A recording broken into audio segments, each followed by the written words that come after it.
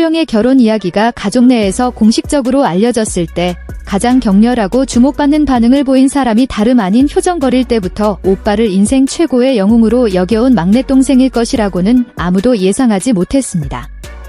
모든 것은 지극히 평범해 보이는 어느 저녁, 온 가족이 거실에 모여 앉아있을 때 시작되었습니다.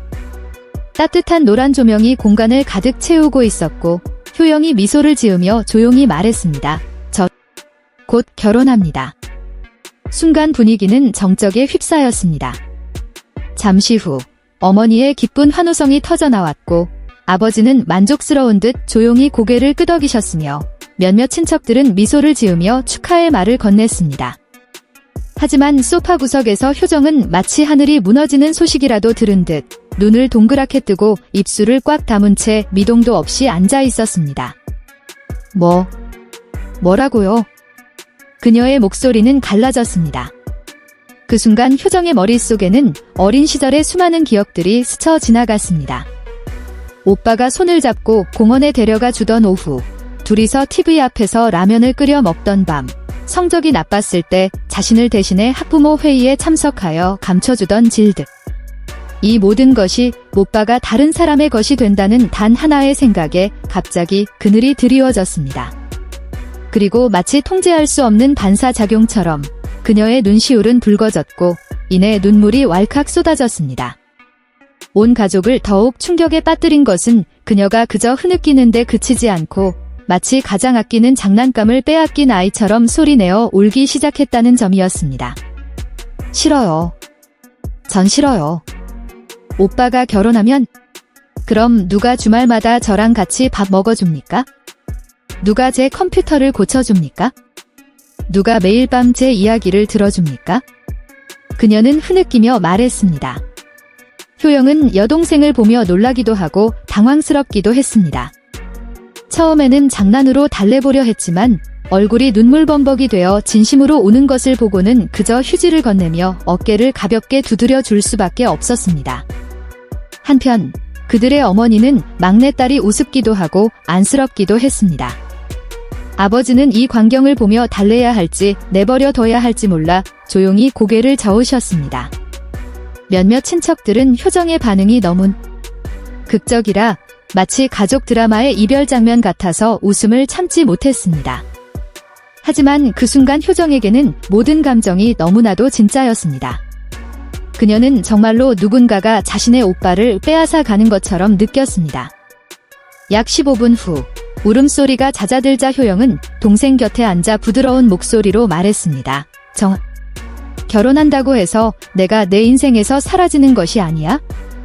나는 여전히 너의 오빠이고 단지 돌보고 삶을 함께 나눌 사람이 한 명 더 생기는 것뿐이야. 하지만 그녀는 여전히 훌쩍였습니다. 하지만 오빠가 나중에는 저를 위해 시간을 내주지 않을까 봐 무섭습니다. 오빠는 미소를 지으며 그녀의 코를 살짝 꼬집었습니다. 바보야. 내가 가정을 꾸려도 너는 여전히 나의 우선순위야. 단지 우리가 시간을 나누는 법을 배워야 한다는 것뿐이지. 효정이 진정하기 시작하자 거실의 분위기도 한결 부드러워졌습니다.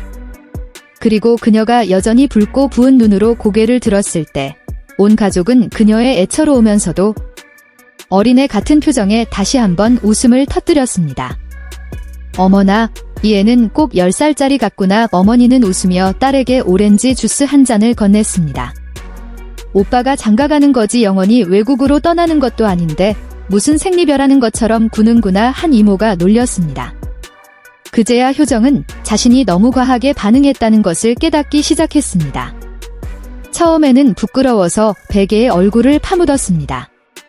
하지만 아무도 진심으로 나무라지 않고 즐겁게 웃는 가족들을 보며 그녀도 점차 따라 미소를 지었습니다. 마음속으로 그녀는 자문하기 시작했습니다. 내가 너무 이기적이었던 걸까? 지난 몇 년간 오빠는 항상 곁에서 자신을 보호하고 양보해 주었으니 이제 오빠도 자신만의 행복을 누릴 자격이 있었습니다. 그 후 며칠 동안 오빠 결혼 때문에 울었던 사건으로 온 가족에게 놀림을 받을 때 효정은 처음에는 이제 그만 좀 하세요 라며 짐짓 찌푸린 표정을 지었습니다. 하지만 이내 그녀도 웃음을 터뜨리며 그것이 기억에 남을 만한 추억임을 받아들였습니다. 그녀는 결혼 준비에 참여하기 시작했고 오빠의 청첩장 선택을 돕고 파티 장식에 대해 조언했으며 심지어 예비 형수님과도 적극적으로 친해지려 노력했습니다. 어느 날 저녁, 예비 동서지간인 두 사람이 함께 앉아 청첩장을 접고 있을 때 효정이 뜻밖의 말했습니다. 제가 그날 언니를 기분 나쁘게 해드렸다면 죄송합니다. 사실 저는 단지 오빠를 잃을까 봐 두려웠을 뿐입니다. 하지만 지금은 오빠가 행복하다면 저도 행복하다고 생각합니다. 형수는 미소를 지으며 그녀의 손을 잡았습니다. 이해한단다. 그리고 내가 절대 소외감을 느끼지 않도록 약속할게. 결혼식 날 흥겨운 음악과 반짝이는 조명 속에서 효정은 가족석에 앉아 멋진 정장을 차려입은 오빠가 신부의 손을 잡고 식장으로 들어서는 모습을 바라보았습니다. 그녀는 코끝이 찡해지는 것을 느꼈지만 이번에는 서운함의 눈물이 아니라 벅찬 감동과 자랑스러움의 눈물이었습니다. 그녀는 오빠의 행복이 자신의 행복의 일부이며 삶이 어떻게 변하든 그들은 무엇으로도 대체할 수 없는 끈으로 묶인 영원한 남매라는 것을 깨달았습니다. 훗날, 그날을 회상할 때마다 가족들은 여전히 효정의 충격적인 표정 사건을 웃음거리로 삼았습니다. 하지만 그녀 자신도 더 이상 부끄러워하지 않았습니다. 오히려 그녀는 그 순간을 겪었던 것에 감사했습니다. 그것은 자신이 오빠를 얼마나 사랑하는지 깨닫게 해준 순간이었고 세상에서 가장 소중한 사람을 위해 진심으로 축복할 준비를 하며 더 성숙해지는 법을 배운 시간이기도 했습니다.